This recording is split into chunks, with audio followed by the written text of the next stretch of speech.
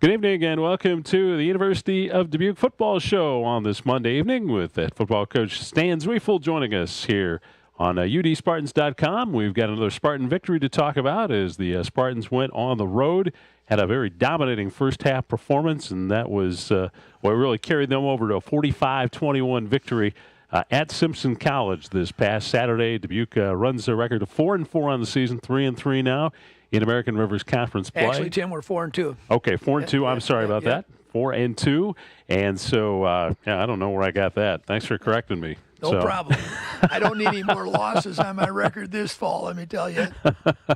Well, it's good that you got that victory, and it was a decisive one, as I said, right out of the gate. 21-0 lead to start. Scored the first 5 times you had the football. So what a great start to the ball game. It was. The first play we scored on was just a little hitch route out to, say, Cameron Bryson. He broke a tackle and went 64 yards for a touch, and that really ignited us. But what really set the tempo, I think, Tim, in that first quarter was our defense was suffocating. We forced them 3 and out. We really thought they would try to run the ball a little bit, and they did, and we stuffed the run. And we stuffed the run with a box that we call light. Tim, Coach Hubert really likes to load the box. That is, get more defensive players in the box than you can account for. But they have 2 really good receivers, and we thought they would throw the ball significant amount of time. So we kind of went with a light box and just matched up. If they had 6 blockers, we had 6 defensive linemen. They had 5, we had 5. And we really did take away their ability to run the ball with that light box, and that just created a really good game plan for us because we did game plan trying to take away their 2 best receivers, and we did a heck of a job in that in the first half. Yeah, their first 6 drives for Simpson were 3 and outs, and then a 2 and out with the interception that he had as a turnover. So. Yeah. I mean, just a really a carryover from the week before. It was. As we talked, Tim, I thought we'd been playing better football really since the Wartburg game where we got beat. But, that game, the score was very deceiving. That was a very close game till about 9 minutes left in the game. And we all know Wartburg's a really, really good football team. And I think we've kind of built on that and given us some confidence. And then, of course, Casey threw 5 touchdown passes on Saturday with 0 interceptions. I think he's got 20 touchdown passes with 3 interceptions for the season. That's phenomenal numbers, and he was our backup. Tim, he wasn't our starter because Ben broke his wrist in that Platteville game. So he's done remarkably well. And Tim, I want to mention this: we've missed a lot of our starters on our offensive side and defensive side, and our backups, our 2s, our young guys have really done a good job stepping into that. And I think our staff has done a good job, Tim, game planning, getting the ball to our playmakers. And, if you look at that game on Saturday that we got the ball in our hands in places where we thought our athletes could be in open spaces and make people miss, and they really did. So that really came to fruition in the first quarter, and we played very, very well in the first half. And I don't know if we could have played much better except for 1 possession.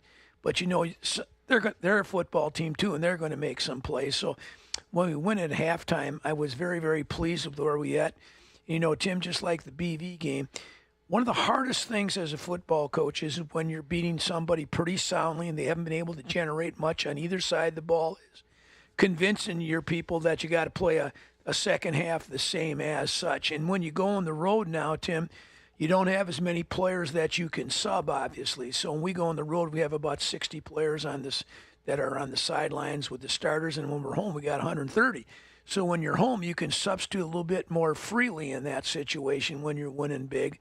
But in the road, you got to convince your kids that, hey, you got to continue to play hard. And then, Tim, you really want to get guys out of the game. Our injury situation, as I mentioned earlier, has been pretty critical this season, so we wanted to get guys out of the game, but you don't have enough subs to do that. And that's neither here nor there, Tim, but I'm making a point on the road. It's harder to substitute them when you're at home. Some offensive numbers, 587 total yards, 311 through the air, 276 on the ground, 23 first downs. So, that talks about the domination of the day on the offensive side. And I really thought a big play in that game, Tim, was our second touchdown. We threw a screen pass to Lavelle Armstead, who took it in for a score. And that seemed to ignite us too, you know what I'm saying? And Were that you up 21-0 at that time? that's the third score then, and 21-0. I just really felt we made plays when we had to make plays. You know, that's right, because the second touchdown was a long touchdown pass to Jenks, about 23, 24 yards on a 4th and 10. And we scored on a number of 4th downs and moved the ball. So everything really was just clicking in that first quarter for us. Yeah, you started that second scoring drive well back in the other end of the field, went 9 plays, 87 yards, and then the quick touchdown, 3 plays, 53 yards to Armstead. And boys, Cameron Bryce had himself a day. He really did. You know, he's been nicked up a little bit, and him getting back in and getting the ball to him, and Wade Sheets had a good game. Jenkins had a good. You know, Tim, most of our skill players and our quarterback and running backs really did a great job on Saturday. We probably, like I said, the first half was pretty darn near perfect on the offensive side of the ball.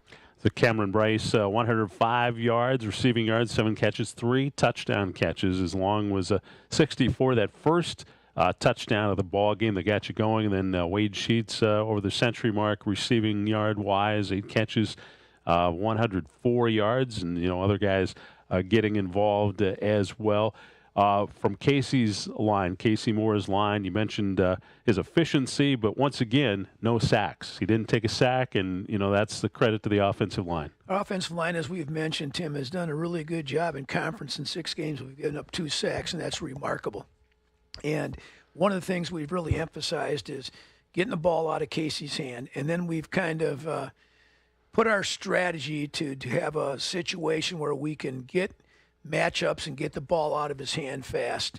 And, Simpson was a big blitz team, Tim. Oh, my gosh. Going in, they blitzed 7 out of every 10 plays, and they continue to do that against us. And one of the things we talked about with our men the whole week is when a team blitzes you that much, they're going to make some plays. They're going to get some negative plays. But, boy, when they guess wrong, you're going to get huge plays. And you don't always have to block all of them to get those huge plays because they'll blitz themselves out. And our long runs reflected their blitzing in the wrong situation. And then when a team blitzes like that, you put your game plan. We call it blitz pickup, pass under pressure, PUP we call it during practice. We emphasize during the week about 10 minutes of practice in each of our practice plans, about 30 minutes dedicated to picking up their blitzes, and that all showed up on the game on Saturday. Talking a little bit more about the offensive line, if memory serves me correct, it seems like that is a area on the offense where you have stayed fairly healthy this season, and Yep. how has that really helped with the gelling of the offensive line and just the way they've been playing? One of the things that people talk about when you say that, Tim, about the offensive line gelling, the more you can play with a person, there's a lot of what we call combination blocks, where a center and guard will double team an interior lineman, and one of them will have to come off to a linebacker. Or when you get pass rush, people twist or bring a linebacker. The more you know what your buddy's doing next to you, the better chance you have. We have stayed remarkably healthy. We lost our left guard, Nero Langris, in game 2. Celebrating of anything, and we'll get into that some other time. But he had ACL surgery, as a matter of fact, last Friday. And so anyhow, we've been staying pretty healthy. We've had some nicks and bruises and a couple guys out.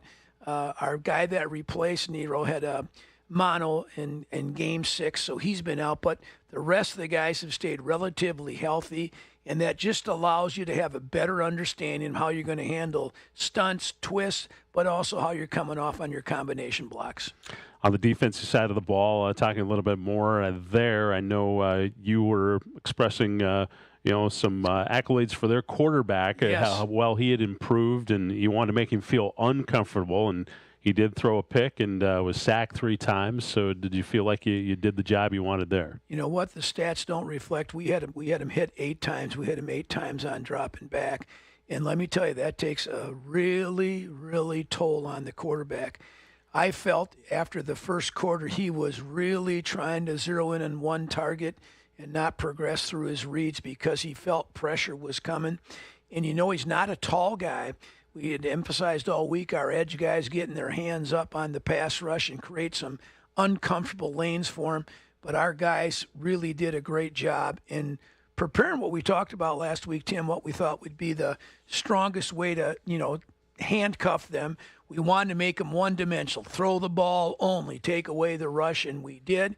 And then, a lot of their points came in the fourth quarter, really, when we had our subs in there. And that's not criticizing our subs. It's just the situation that took place on it. 286 yards is what Simpson ended with for the day. And like you said, Coach, those points, most of those coming in the fourth quarter. And, rushing the ball, just 44 yards of rushing for them to 276 for you. So your run game really, really excelled. We had some really big plays. Tim, I don't know that we would have consistently ran the ball because they were blitzing so much. But, Tim, when you, as I mentioned earlier, when you run a blitz to the field and you run the ball the boundary, you get by the first wave, there's nothing else there. And I think that we have 3 runs over 30 yards in that game, maybe 4 over 30 yards. Yeah. And that's a lot of yards. That's 120 yards right there. We had a couple long touchdown runs. We had one that was tackled after about a 35 or 38-yard gain. So the offensive line did a great job picking up their movements and their blitzes. Our running backs kept their eyes up and watched and were able to find holes. And that really was part of our success in running the ball. So a good win for you, going to 4-2 as we mentioned in American Rivers Conference play. And before we put this one away and talk about the week ahead and more, anything else you want to mention about this one? Yeah, the Simpson game, I was worried about it, Tim. I think you knew that when I talked on Monday. They were playing better football.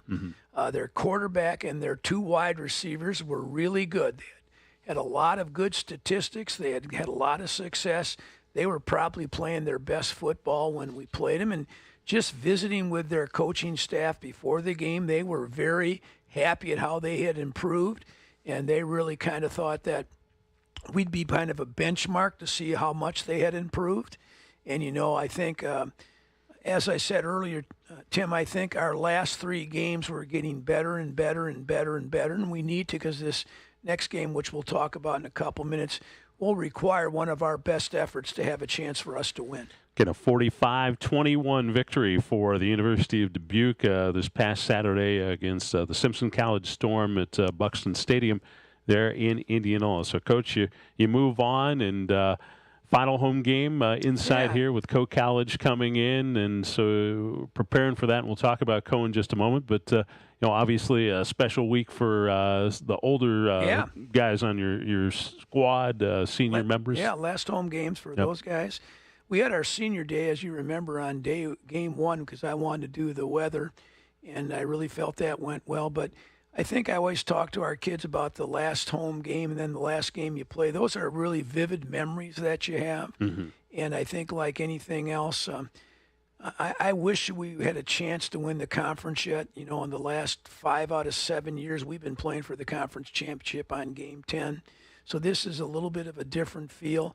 But I do feel we're playing our best football right now, and I think what you really want to do is continue to play your best football. I think like anything else, Coe is one of my rivalry games, Tim. I mentioned to you often that Wartburg and Central are probably the benchmarks in this league. If you want to be a consistent champion, you have to beat one of those 2 or both those 2.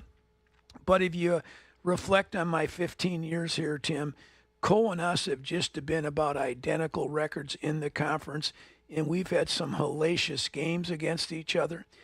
Both of our conference championships that we won were on their field, Tim. We won the conference outright 2011 and 2015 down in their field, and we played them some marvelous games here. One of my vivid memories, Tim, was our 2010 team, my second year in the league, and they had the MVP quarterback, and they were undefeated. And we played them one hell of a game up here, 24-21 or 21-17, 3-point game where we just really, really played well. And that kind of stoked my rivalry a little bit because I thought they made some comments about us which were not very favorable, and that's okay, I understand that. But our games have been unique. We've had great success down there. They've had some success up here, but every one of them, just like last year, has been decided on the last possession of the game. So. Yeah, it was a 15-14 win last year. You've been fortunate to win 5 of the last 6, and I think you're 9-5 against Coe as a head coach. So you have had some success, but they, like you said, they've been some meaningful and very competitive ball games. I think in many ways they parallel our football program. Tyler Staker's the head coach now. That he replaced Steve, his father. Steve was my favorite coach in the league. Again, He's a great man. Yep. He's a wonderful guy and an old guy that I could hang out and we could identify some songs in pregame that nobody else knew what the song was except him and I. But I miss Steve, and Tyler was a great player down there and done a great job. And like I said, this is a meaningful game for them, Tim. They're 7-1, and they got in the top 25 rating today for the first time this season. I guess in a while, but that's inconsequential this season. And then they're in a situation where they think if they win out, they can get an at-large bid. That would put them 9-1 with the only loss to either number 2 or number 3 team, however, whatever ratings you look at in Wartburg. So they feel like this is an important game for them. They can't win the conference anymore. They can sure get themselves in a position they maybe get an at-large bid. I really have emphasized to our men, I'd like to be in that situation right now, so we need to play that game against Cole like we're playing for an at-large berth. But the interesting thing is, Tim, if we would win on Saturday, there'd be a 3-way tie for second place right now, us, Central, and Cole. And that's the kind of company I think our football team should always be in. Yeah, that's the carrot that's out there that you're putting out there. It's somewhat of a playoff game for you, trying to play a team that is hopeful of getting to the playoffs. Like you mentioned, I didn't see the rankings before we came on, but you told me they're number 24 in the D3 Football.com poll. 7-1, 5-1. Their only loss is to conference champion Wartburg, and that was a ball game. That was a really good ball game. Was a game they were. Cole was ahead in the third quarter, and so when we watched that game, we took some of our defensive plan from what we saw them against Wartburg, and we'll talk about their team more specifically, Tim. But they're a really good football team, dominated by seniors again, and that's been a really kind of a constant theme. We've talked about the teams in our league. Central, Wartburg, and Cole have that fifth-year senior-dominated team. They have 8 starters on defense that are seniors, and I believe they have 7 starters on offense. So 15 seniors with a lot of experience, and that always counts for something. And they're a very hungry football team. Last week, Tim, they gave up 21 total yards to Luther in the game. Now, that's I think it's impossible myself, and I watched the tape, and I was like, it's possible because they did it. But they played like a team that the defensive team has a lot of goals, irregardless of the 7-1, that they can accomplish by playing great team defense, and they really reflected that on last Saturday. They won that game handily over Luther, 64-2. Talk a little bit about the Cohog defense. Other than giving up 27 points in the loss to Wartburg, they've allowed just 46 points in the 7 other games. They lead the conference and just 9.1 points per game, and also actually lead both offensively and defensively in yards per game and yards against. They are an outstanding team. And if you take away the Wartburg game, they would lead every category that you have, both offensively and defensively. They've done a really good job in throwing the ball. They have a really physical inside runner. The Seidel kid is 5'8", 230, and I think that's a legit 5'8", 230. And he's a bowling ball, and it's hard to tackle a bowling ball once it gets rolling down the field. And he's got that kind of power and thickness, and he's going to be a very difficult guy. And then they've had the really ability to play action pass, and they have 3 wide receivers who I think are really good. And they've got numbers across with those 3 guys. And then they have an offensive line that returns 4 out of 5 starters, and they're seniors, and they're physical, and they do a great job playing together. So on offense, they really are hard to defend because there's more than one area you got to defend. And on defense, I think they're as good as Wartburg is defensively. They have 2 players that just stand out to me in their front 7, an outside linebacker, number 45, who's a really, I think, the hardest playing kid in the conference. I'm really impressed when I watch him all the games. And then number 9, their defensive lineman, Aitchison's guy. He's going to probably sign a free agent contract somewhere. Big kid, runs pretty well. But the rest of their front 7 are just thick, run to the ball, play hard, relentless. they're impressive, their front seven, and then they play their secondary, and they've got two seniors in the secondary safeties playing, and then two corners that started last year. So they got a very veteran football team, but what is really good about them, Tim, when you watch a team that is good defensively, everybody's in the tape. Everybody's running to the ball. Everybody's trying to make a part of it, and they just really play relentless, get after pursuit defense. Well, the way your offense has been playing, it sounds like this is going to be a great test. It'll be a fun matchup. It really is going to be. Tim, I said to our staff, this is, one of those games, and I thought Wartburg was fun for a while, Tim. I really did. This is one of those games where I think it's, can we run the ball as effectively enough to allow us to stay on the field some? Because if we do, that'll really help our defense. Number two, it's going to be a nice day, and I think who can ever throw that ball accurately without giving up any pressures and can make some plays after catch will be another thing. But what I worry about them, Tim, is they stay on the field and wear you out. And that's what happened to us in Wartburg. In the second half, we just got worn out. We need to do a better job offense, stay in the field, but we've got to score more points. I think it's going to take 28 to win this game, Tim. I really do. Mm-hmm. You mentioned their top running back and the Seidel boy, but they've got looks like two or three backs that they can come after you with. The Seidel kid is a kid that they'll run you to wear you out, and he will wear you out. He'll hit you. He plays like a linebacker with a ball in his hands, and that's always interesting, I think. Those are good guys to have on your side. But they do have some kids that can get out in space. They give them the ball on some outside zone plays or some tosses. And when they get out in the second, third level, they're hard to tackle.